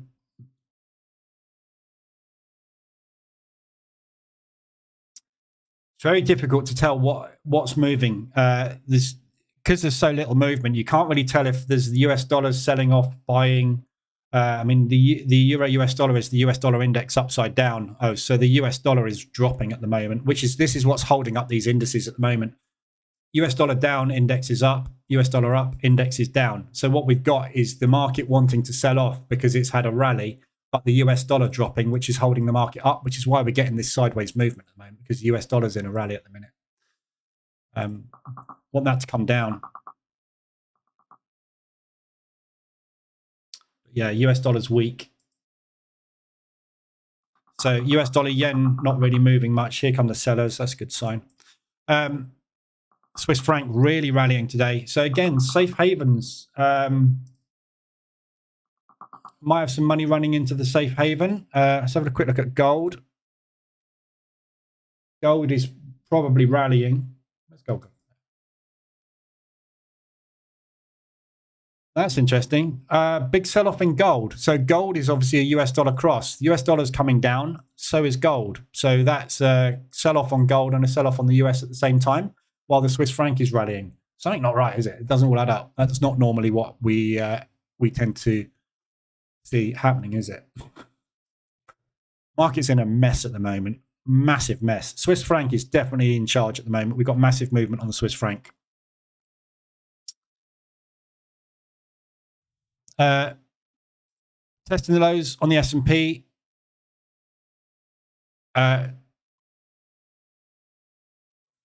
So close to getting a break out of these lows. We've got the break on the Dow, but we are now 30 minutes sideways on those two, and we've run out of sell orders again. You can hear there's nothing coming through.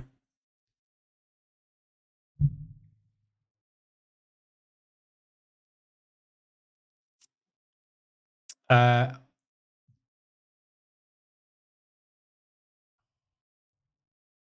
got a break even on the other account at the moment. I'm going to leave it for the minute.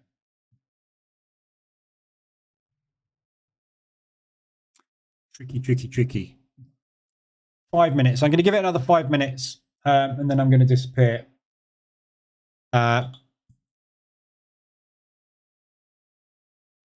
Here comes some more buyers.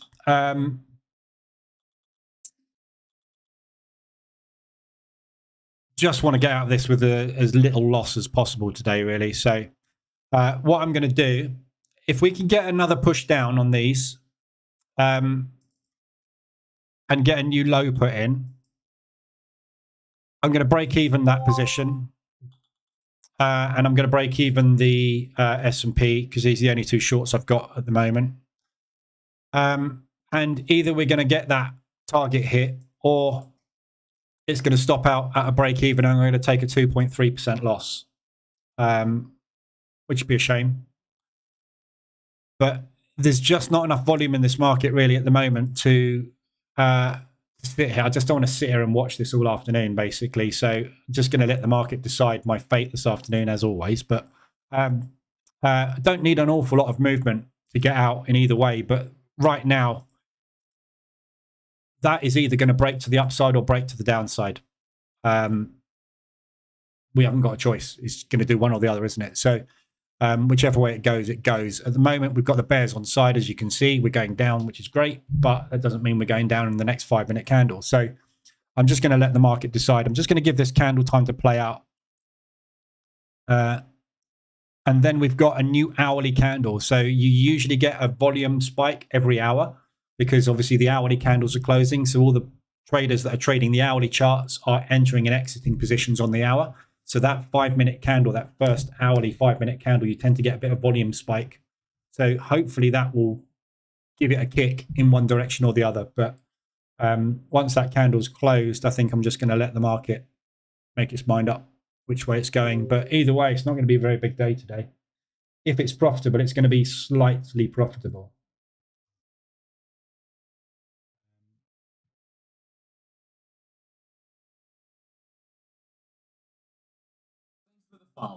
Thanks for the follow.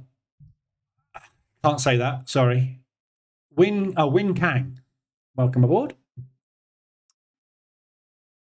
Thanks for subscribing. Welcome to the Madhouse. There we go.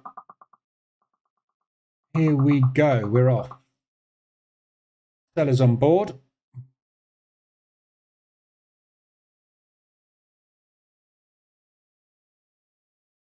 Two minutes left. Well, 1.5 minutes left. Have a look at the FTSE. That has retraced back and some. Yeah, so it will be. So the FTSE and the DAX basically will be obviously dropping with the US indices. So these guys, I haven't got the FTSE here at the moment.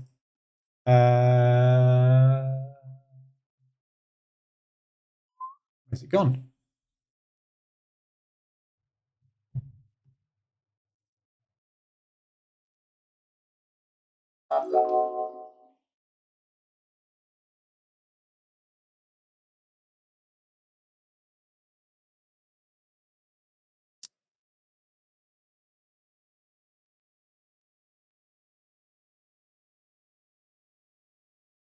So yeah, FTSE and the DAX will be doing, usually they do the same thing in the US session, because obviously the Frankfurt session is what drives these two, Frankfurt and London session. After lunch, the volume takes over in the US, and these will tend to get driven in the same direction as the US. So you can kind of trade these very similarly to the US, but the speed and the size of the movement you get on these tends to be a lot smaller. So you tend to find they do the same thing, which is obviously the same as the DAX will be doing at the moment. But not in as much, well, say today is a little bit of an anomaly, isn't it? They're probably moving faster than these two. And this is all due to market low price rejecting yesterday's high, which is bearish. On the S&P, that is the S&P, sorry. On the NASDAQ, they're seeing the monthly high rejection that we got yesterday, double topping. Bearish. We got a market structure reversal on the hourly chart. Yeah. And on the Dow, we're seeing a rejection of yesterday's high. Yeah. So the hourly traders and the 30-minute chart traders are all seeing bearish moves. Yeah. So that will hopefully fuel the shorts and start to drive that structure break to the downside. So the sellers basically taking control. However, as we know, if you're going to go short, what often happens is we retest that previous wick, and then we go, nope, you're not going higher, and we break short. Yeah. That is why we don't get propulsion gaps the vast majority of the time, because we are testing levels. The only time we get a propulsion gap is when we get a sustained rally, because we didn't come back and test that wick. Therefore, we leave a propulsion gap, which is a large order. So we're getting a large order or not. Chat is going on and off. Yeah, it's going on and off for me as well. I don't know. I thought I was getting disconnected from YouTube, but it's not. It's just chat seems to be disconnecting and reconnecting for some reason. The crickets. They're in the system. The bugs. I'm going to have a go at photoshopping that out. I still count 5 fingers and a thumb.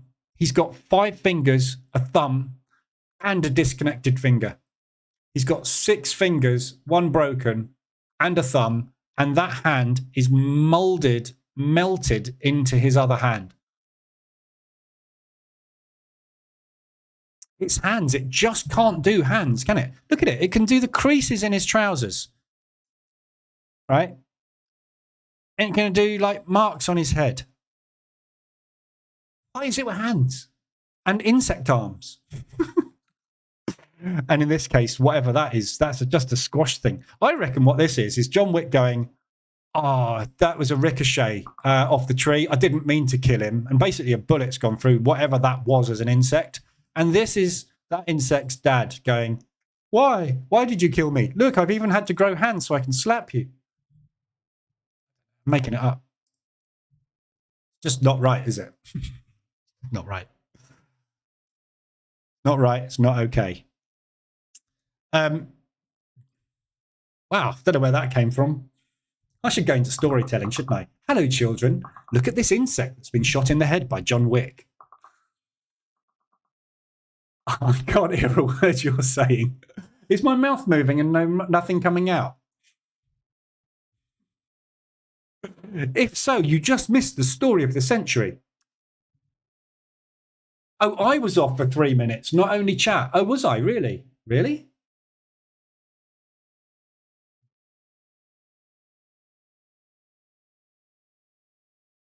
That's not me. That's YouTube. Look. 0 dropped frames. It's not me. It's YouTube. There's something wrong with YouTube there, not me. The bugs. Bugs. You missed the story. You missed the story. So basically what I was saying was, just to recount the story, because the market's going to drop short in a minute. So John Wick, he's obviously got a broken finger for some reason. Don't know why. But basically John Wick was shooting some bad guys. A bullet ricocheted off the tree, hit that insect in the head, whatever that insect was, which is why he's got body parts lying around and don't know what that is, but he's basically broken, isn't he? And this is that insect's dad who's going, why, John? Why did you do that? And he's grown hands so that he can slap John Wick across the face. And that is partly why John Wick's nose looks like it's broken, I think, because this guy's giving him a big whack around the head. Yeah. So that was basically the story. And I was just going to say, I should go into children's storytelling. Dow out the lows.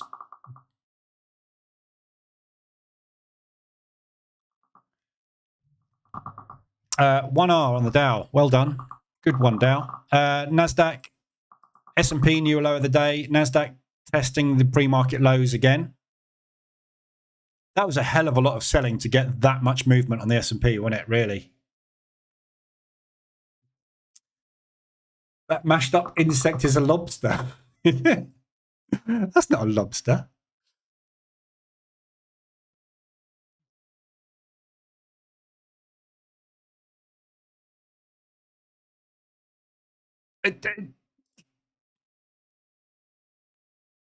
That's where a head should be, surely. And that leg is way longer than any leg this thing's ever had in the past, isn't it? So something's gone wrong. Can you imagine if we put AI in charge of artificially creating animals in real life or people and said, hey, build us the perfect genetic strand to make the perfect human being? It would go, yep, no problem. You don't need 2 hands. You definitely need 7 fingers. And we need all insects to have hands and an abnormal amount of legs. We're in big trouble, aren't we, if we put AI in charge of stuff that is anything to do with real genetics? We're in big trouble. Can you imagine what it's going to make? Great, a vampire story. I know a good vampire story. It's called Twilight. Then the cricket kills his dog. Yeah. John Wick goes mad because cricket kills John Wick's dog. Drives Mustang over lobsters. You know, all those crabs on Easter Island, isn't it? Where those hundreds of thousands of red crabs start crossing the road. Just imagine John Wick and his Mustang flying down that road, crushing all the crabs because one of the lobsters killed his dog. You can tell this market's slow this afternoon, can't you? I'm coming out with all kinds of crazy crap. Oh my God, an alert. Something's happened. EuroCAD has hit ADR. Woo! So it has. Oh, euro. What's going on with the euro? Brent oil falls below $80 a barrel. Thanks for that. Not quite sure why the euro's got such a rally on, but the euro's having a good day. Probably being dragged on by the Swiss franc, because the Swiss franc is absolutely screaming at the moment. Everything's coming down against the Swissy.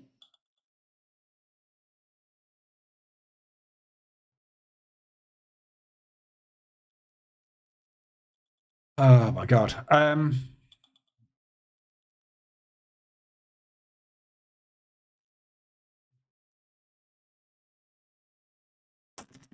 I'm closing that out.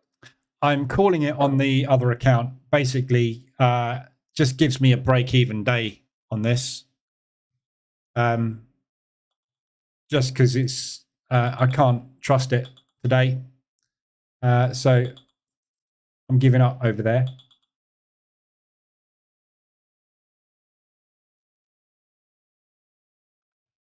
Bulls are coming in. Look, still can't get through that pre-market low on the NASDAQ yet. We still don't seem to be able to get through that high. This is the slowest progress I've ever seen in my entire life. The only thing going for this market at the moment is the Dow, which seems to have broken down into that low, which they're buying up at the moment. So it's that area there.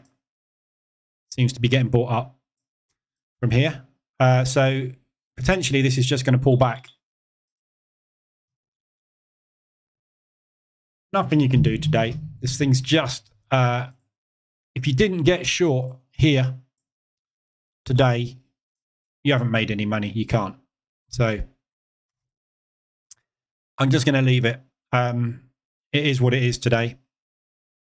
I could reduce my loss to 1.3%, but I'm having a good month. So I might as well hold this and hope that I can get back up to an 8% on this account. It's either going to be sitting at 6.45% later, or it's going to be sitting at 8% or something, 7%. So I'm just going to leave this trade as it is. It's either going down to TP or it's not. But I don't like the sound of this at all. This is the S&P getting bought up at that level, and this is the NASDAQ, as we've just seen, pretty much getting bought up at the same level. So there's no volume to go short at the minute. This market is struggling like hell, and as the US dollar's been dropping, that's probably going to pull back, which is going to drive this opposite direction as well. So I'll see what happens.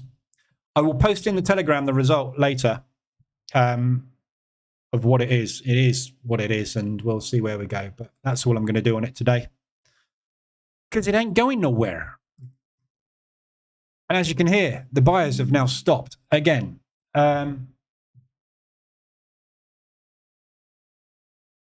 Holy crap. The US have just had a plane shot down.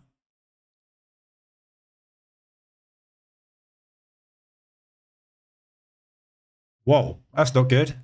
Hold on to your hats. Yemen.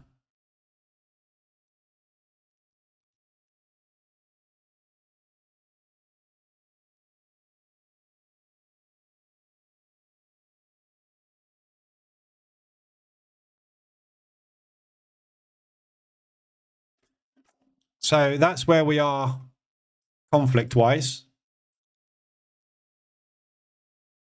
We'll have to get confirmation of that, but I'm not quite sure why Yemen would be shooting down a US plane over the water.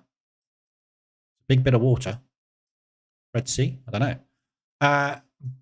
But that could be potentially an escalating incident. So obviously, if something kicks off and we get a load of news starting to come through now, these indices are just going to fall through the earth. So I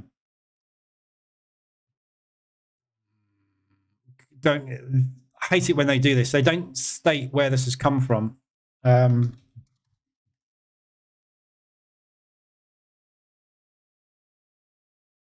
wrong one.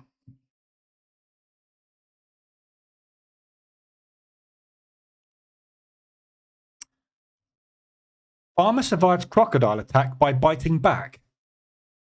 This is the BBC News.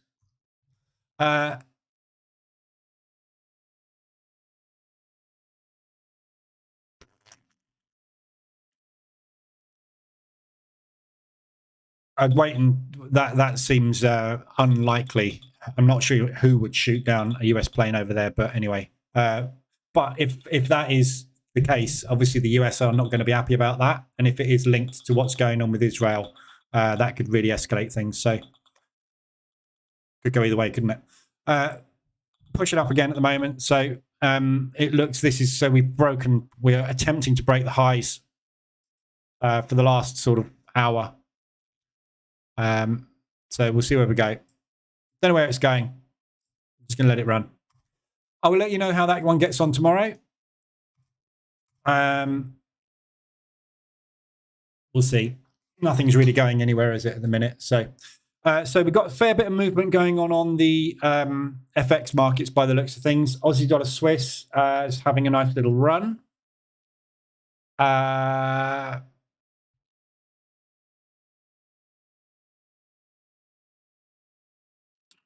Depending on how you measure that rally, that's a 38 retracement. You can't really measure it from there because that's already pulled back. So that's where the rally started. Still on the cards, I think. I'm going to hold on to that one, Aussie dollar Swiss. The other thing about that news, if that is anything to do with anything, and that is, it's Shiite rebels shooting down a US fighter. Oh, it doesn't say if it's a fighter, does it? It's a US plane. But I mean, first of all, how? You're not going to do it with a bazooka, are you? So if they have shot down a plane, obviously stopped out, break even on Dow. Out the Dow. If that does escalate, there's a lot of money going to fly into the Swiss franc. Swiss franc's going to power up massively, which means everything's going to come down against the Swissy. So anything you've got Swiss franc exposure long on is going to get pumped. And in theory, oil. But we know the theory on oil isn't working. Oh, stopped out again, look. Jesus. Okay, so oil, I'm going to get out of some of this oil. I'm going to take that one there out. So I'm just going to put that down there. So that's going to be a 4% loss. 3.5% loss. If this continues to drop, I can't hold this anymore. I'm not willing to sit in that much drawdown for any longer. I'm just going to take half of that off, which is going to destroy my month, basically, but nothing I can do. We're only in the 8th of the month, so it's not the end of the world, but it is going to take the month back to pretty much scratch. So other feed says it's a drone, not a plane. Okay. So, yeah, okay, well, that's probably more realistic and not something that's going to escalate. If there's a human being involved, it's a problem. If it's a piece of equipment, it's just a piece of equipment. Either way, what are the US doing flying over Yemen with a drone, first of all? So they're probably within their rights to shoot it down, aren't they? But if it came down over water, have they shot it down over international water, in which case that's an escalation? War's tricky. Anyway. So yeah, that's a shame out of that. But holding this one short. So literally I've got $1,800 short on, which is going to bring me back to a loss for the day. So the day's a loss. It's whether or not it's a 2.5% loss or 2.3% loss, or whether it's somewhere in the region of a 0.5% loss. And that's going to be decided by the S&P. Other than that, I've had enough today. It ain't moving. So we'll come back and have a look at it tomorrow. Oh, here come the sellers. Brilliant. Good timing, sellers. Why don't you just take me out to the pip with your spread and then drop? It's going to happen, isn't it?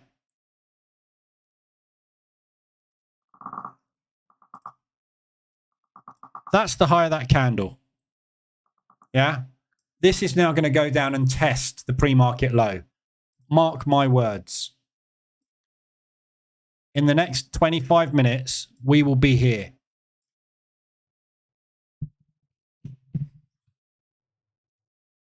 Enough said.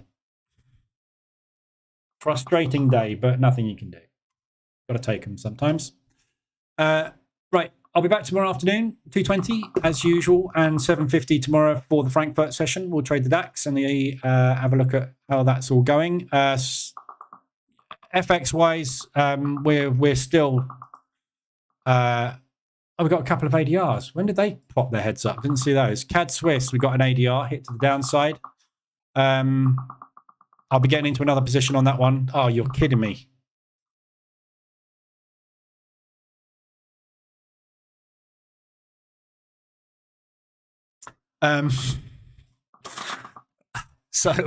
Yeah, CAD Swiss hit to the downside.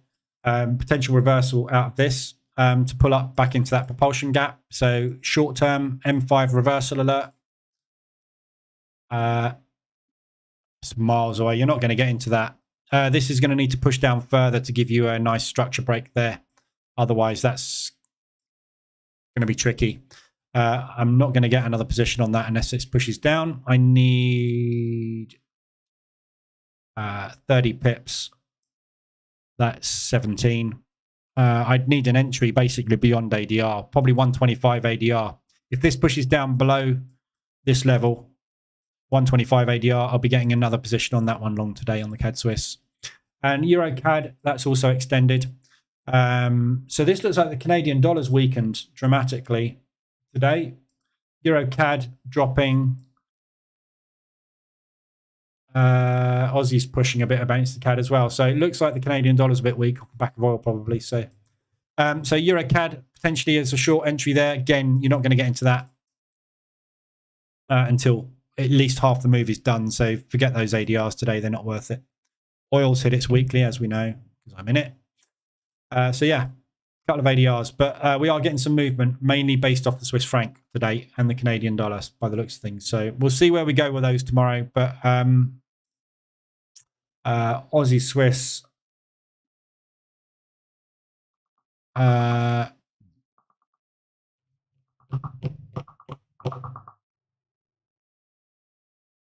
going to let that run. Just try and get some of that loss back. Right, I'll leave it there. That's depressing. If we break that low, we're off. And if we break that low, we're going to get a big rally off that pre-market low, and this is all going to start to drop. So I'm just unfortunate I got done to the tick basically today, but them's the breaks, as Boris Johnson would say before he got sacked. I'll be back tomorrow, same time. See you 2:20 tomorrow afternoon for the US session, 7:50 for Frankfurt. Have a good evening.